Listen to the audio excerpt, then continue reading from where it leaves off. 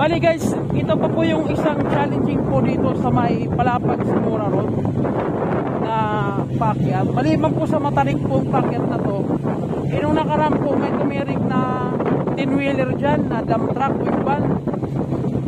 Ay grabe guys, tingnan nyo kasi dito, dati hindi naman ganito to eh.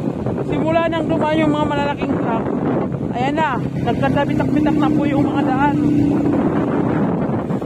Nakikita nyo po ang sobrang tarik. Nakikita nyo guys dito yung ano, parang mga putik. Yan po kasi guys dumaan yung mga ayaw ma-stranded. Grabe guys dito, sobrang lalim ng mga uka dito.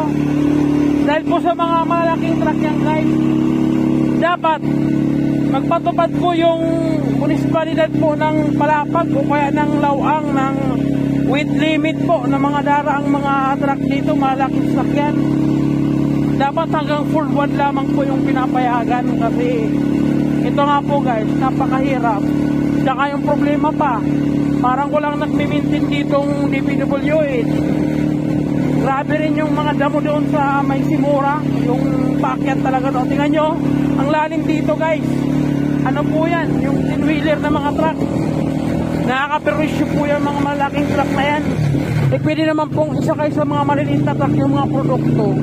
Kung maaari po, eh ma-actionan po kaagad. Yun lang po guys, Shamsi Author po ng